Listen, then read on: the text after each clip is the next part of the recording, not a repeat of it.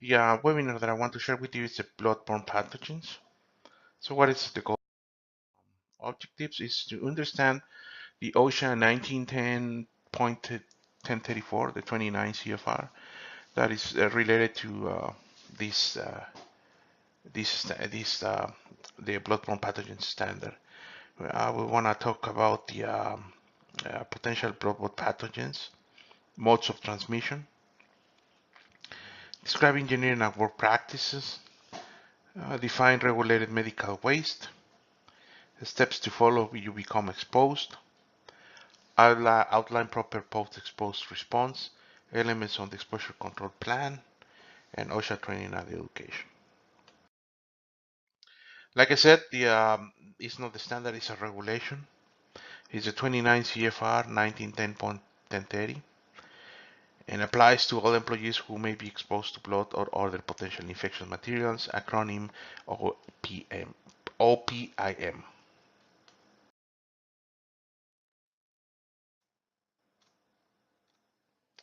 So, what are the bloodborne pathogens? Well, it's microorganisms such as viruses or bacteria that present in the human blood and can cause diseases in humans. So you can have HIV, hepatitis B, or hepatitis E, some of them. But also there is a list of other bloodborne diseases caused by viruses or bacteria that they circulate in blood from a prolonged period of times and during at least some of these some phases, and therefore capable of being transmitted through a blood or other potential infectious materials. So this is the list of some of the bloodborne pathogens as we can see.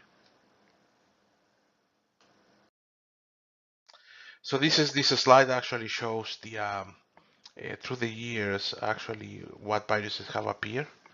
So in 1991 was HIV, in 2014 was the Ebola, and 2016 was Zika. So there is some, that's the how these viruses have appeared through the years. HIV, so we have causes AIDS. So this attacks the body of immune system and weaknesses and weakens the system actually, and they cannot fight any disease anymore. So it's AIDS is acquired immune deficiency syndrome. So we have around 1.2 million of these new case of persons living with AIDS in the United States. 56 actually. There are new cases in 2008. What are the symptoms? Well, they say that that is like a flu, weakness, fever, sore throat, nausea, headaches, diarrhea, and white coating of the tongue, weight loss, and swollen limb as well. So that's the common symptoms of AIDS. You have hepatitis B, and actually, it's this one. If somebody is contaminated, and you have a blood spill, and obviously the blood is gonna dry, the virus can survive at least 1 week at room temperature. So that's the reason why it's important, the cleaning procedure. They say that 300,000 new infections a year and 3 annually result in death. 3,000, sorry. The symptoms that you can have is fatigue, nausea, vomiting, abdominal pain, and anorexia. And actually, these symptoms they take around 9 months to notice them. 85% are fatal, and 25% they can develop cirrhosis. The same is hepatitis E, but this is chronic and it's very dangerous. And they have the 4 million are infected, 25 are diagnosed, and you have 12,000 deaths annually about this one. And there doesn't exist any vaccine to cure it.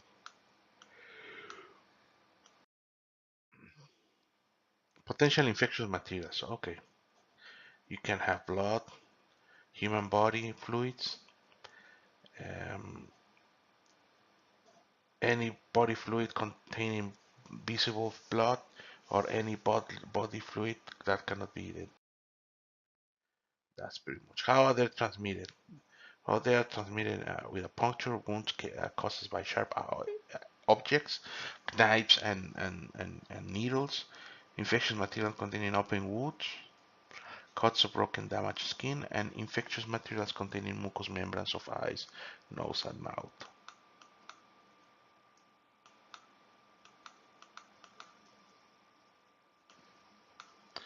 So, okay, next. Possible exposure incidents could be during an accident, while administering first aid, or during the post-accident cleanup, or a routine maintenance or janitorial work. So these are the most likely situations that you can be exposed to a bloodborne pathogens actually. Um, you are at risk of exposure. You are near an accident, or you may be splashed by a blood. So you may come in contact with blood or OPN while administering first aid. That's very common. So it's another way to do it. During the cleanup, you are at risk as well with potential infectious materials that are still on the accident scene. So that's pretty much the ways that, or the possible exposure incidents that you can be exposed. Risk of exposure. So when this can happen, primarily through direct contact. So with infected blood or body fluid from one person is transferred directly to another one. The second one is indirect contact. So a person touches an object that contains blood, fluid maybe, and that can be infected. Number three, it's respiratory transmission. Person who inhales respiratory droplets from an infected person, such as cough or sneeze. And number four, a vector-borne transmission is person's skin penetrated by a bite. So that's come from a mosquito or something like that, like the Zika. We continue risk of exposure. Like we said, needle sticks from another contaminated sharps or other OPIMs.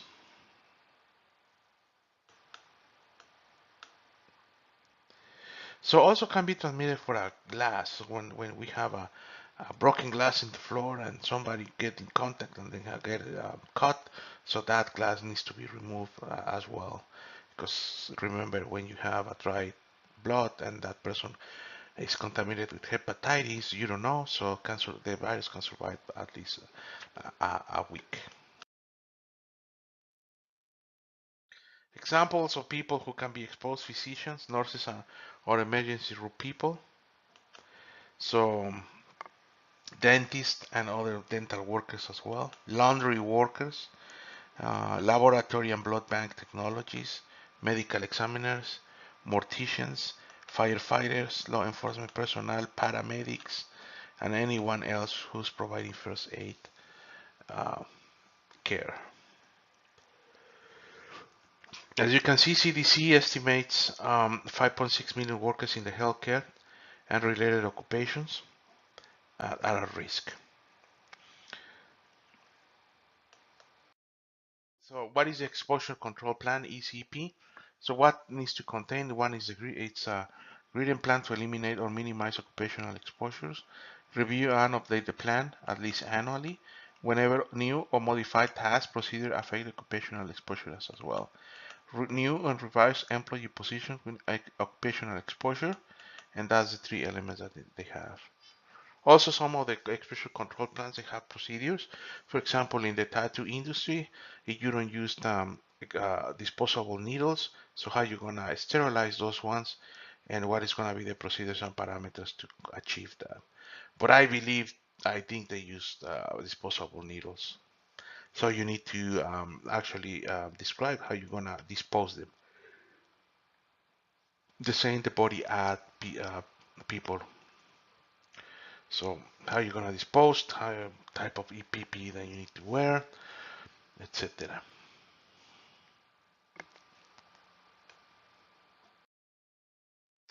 Controlling exposures. Actually, the bloodborne pathogens according to the standard 29 CFR 1910.1030 says that employees need to observe the universal precautions to prevent contact with blood on other potentially infectious materials, or PIM or OPIM. Under circumstances in which differentiation between body fluid types is difficult or impossible, all body fluids should be considered potentially infectious materials. Treat blood and other materials, another infectious materials with appropriate precautions that should be on your plan, such as we need to use gloves, mask, and gown if blood or OPIM's exposure is anticipated. We can use engineering and work practices control to limit exposure. So this is the type of containers actually in the picture that we use to dispose these materials, and then get sent to the to a company that they are in charge of treating those wastes. So as you can see here, you have safer medical devices, could be sharp disposal containers, as we can see this one there, and hand hygiene. So review new devices and technology annually, implement appropriate engineering controls. So every year they are the different technology, not too expensive. For example, on the first aid, so you are providing CPR now. You to provide mouth-to-mouth oxygen, so that now there are devices that you need to become in contact with the injured guy. So it's something that you need to consider to buy and put it on your on your first aid kit, and they are disposable and they are not expensive at all. You need to train your personnel on new devices, implement on the new procedures as well, and you need to train employees on the safe use and disposal as well.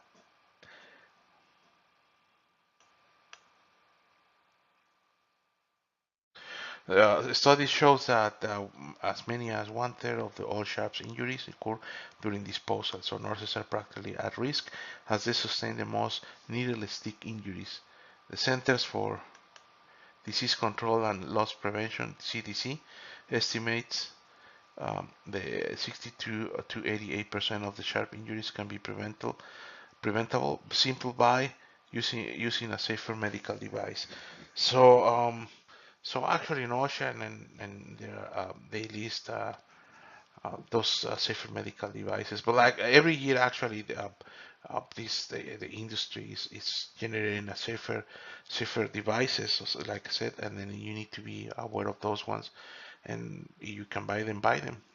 They are not expensive at all, so it's very simple to. The gloves actually, I remember before everybody was using latex gloves. Now you use latex gloves, but special for blood. So it's not the white ones. They normally come in another color, and the material, the pores of the material is very tight. Actually, the porosity of the material doesn't exist, and the other gloves. So those type of improvements you can find in the market those in these days.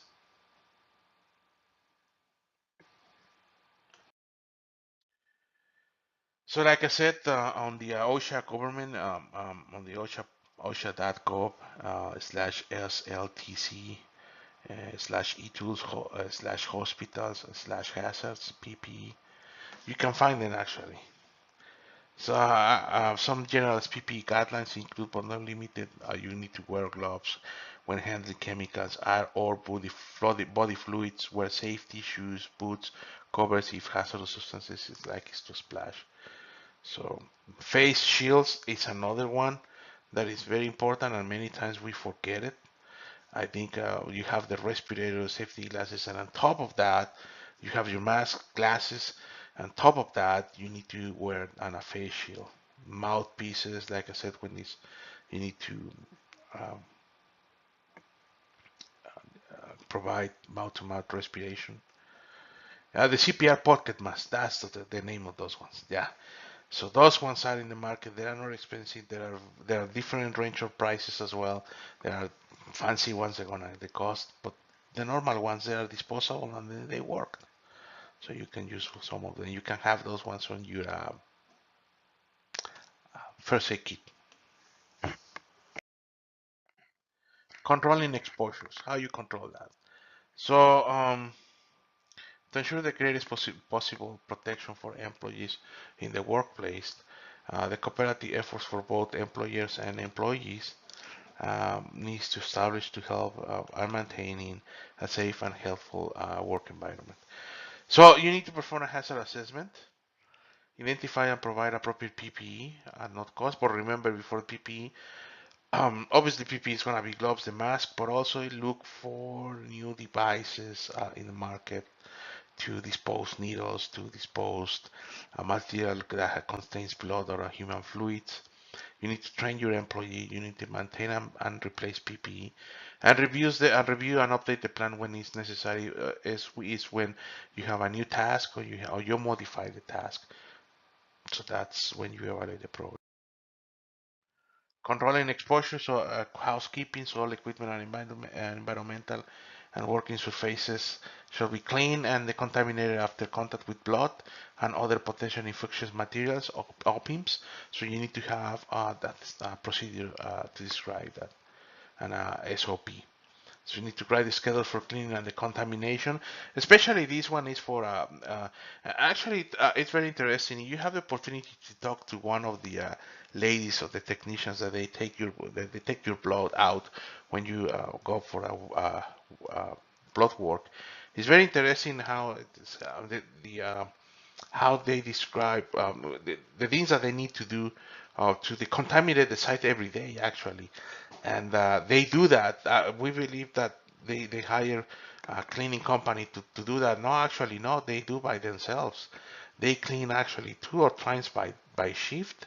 They do it, and the janitorial people actually they don't go to those areas. Only to they go to they have a plan actually, and then they mark these areas when they need to clean and when the janitorial people needs to go, they can clean. And actually, you see those areas that when you go and sit and they take your blood, no janitorial people goes there. It's very interesting. They have a very tight procedures to decontaminate the area. And as you can see, they dispose the needles, and then they have another container to dispose the cottons, gauze, all that type of material that they use in the workload. And also for a urine analysis, samples from human for the human fluids as well. So they have a very tight procedure of decontamination. It's very interesting. Um, so housekeeping is you have the schedule, and picking up broken glasses also you need to have a procedure of that, or you describe it on your procedure, and not pick it by hands, mechanic by using other type of devices like a broom or all those type of things, and dispose it properly. Clean up and the contamination. So actually, when the one what does DOSHA accurate accept is an appropriate disinfectants to prevent the spread of the HIV or hepatitis B. The hepatitis is B and C, and a review of the initial intent of the Bloodborne Pathogen standard that specifically deals with the cleaning of the contamination with work surfaces. And actually, you can find it on this on the regulation 1910.1030 on sections D4 and sections double IA. And actually, they tell you how to clean that or how you need to have to clean that what the steps you need to follow to clean up and decontaminate certain areas. So actually, current sites they list the APA registered disinfectants for HIV and HV and hepatitis virus as well, and meet the requirements for the standard and appropriate disinfectants to clean the contaminated surfaces. So you need to. I'm gonna give you at the end. I'm gonna show you what you can go and have these disinfectants. So clean up and the contamination. So you need to wear your protective gloves, like I said. and the disinfectant that we want to see, the clean and disinfectant contaminated equipment and work surfaces, how you're gonna wash your hands, and how you're gonna dispose towels, PPE, all contaminated material. Control exposure. So how actually put a picture here how you dispose a needle. So there are the waste disposal is very regulated, right? It's complies with standards as well, from EPA and OSHA, and actually they have the containers. You see it actually, you drop the needle, and then once you drop the needle, the company who treats that one actually take the container and leave you a new one empty, so it doesn't transfer anything from one to one, from one container to another one. So actually, items contaminated with blood or opiums, and which would release these substances in a liquid or semi-liquid state. Yeah, so they compress them. They compress them. Items that are caked with dry blood or opiums are capable to release these materials during handling. Contaminated sharps. Those are the top materials that they need to have a very specific control procedures. And it's very simple. You have a rack contaminated with blood, actually, when any human uh, fluid. Like I said like I showed in the last in previous slides, they have a containers in red with the biohazard symbol, and then that one is on the inside. They have a layer. There's another. It's a bag in red that is for the hazard. Is for the biohazard bag. So you expose those ones there, and then once you when it's finished, you tie them, and they have the procedure, and then you carry those ones to the waste disposal area and then you call the company to dispose that properly. Laundry is very important, so now you need to provide a procedure how they're gonna handle this contaminated laundry, how it needs to be bagged and containerized on the location where it has been used. I think you cannot wash it at all. I think it's once has blood, you dispose it properly according to the procedure, and you dispose it. It's garbage. Yeah, no, you cannot. You cannot wash it at all.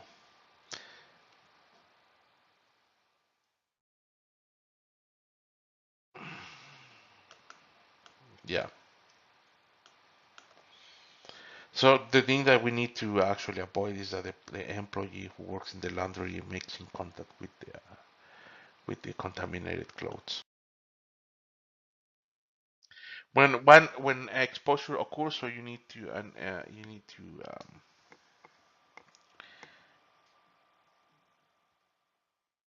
in a specific this an exposure incident is what is an exposure incident? It's a specific eye, mouth, and other mucous membrane, non-intact skin, or parental contact with the blood or other potential infectious materials, as defined is the standard that results from the performance of the worker's duty. Pretty much is an exposure incident. When it occurs, you need to is what you need to you are exposed to blood or opiums, you need to wash the needle sticks and cuts with soap and water. Flush splashes to the nose, flush and splash to the nose, mouth, or skin with water, and irrigate eyes with the clean water, or saline or sterile irrigants. But instead of wash needle the sticks, I think you dispose them right away, and then you wash the cut with soap and water. You splash your nose, you splash it and you with flush it with water, and the same you irrigate your eyes with saline water, clean water, or a sterile solution. You need to report it immediately, and you need to go to the healthcare professional for treatment, at least to detect why you get contaminated or not. This is a page that I want to show you. Is the Center for Disease Control and Prevention, the CDC. So actually, you go there, type bloodborne pathogens, and then you're gonna have a series of resources actually for this one, depending on what industry you are. You're in the healthcare, you're a law enforcement officer, you are a paramedic or a firefighter or a janitorial worker. They're gonna tell you what to do and what is the procedures to do. Actually, they have a really good information on this topic. For the two ARIs, for body work ARIs, the same. So they need to have these type of procedures that are easy to implement and that are easy actually easy to train people. So obviously you need an expert for that to train and a safety professional, but it's easy to it's something that can be handled. It's that we can implement for you, and then you can be in compliance with the regulation 29 CFR 1910 1030. So questions, please don't hesitate to type your questions below on the YouTube channel, or and then yeah, I'm be willing to answer those questions. I'm be willing to support you to be in compliance with this and avoid any contamination by blood on any human fluid. Thank you very much. Again, I'm Edgar Fernandez, the owner of Pharmaceutical Safety Limited. You need help, you need support, don't hesitate to send me your questions, and I'm willing to answer those ones. Thank you very much. Have an excellent day. See you in the next one. Bye.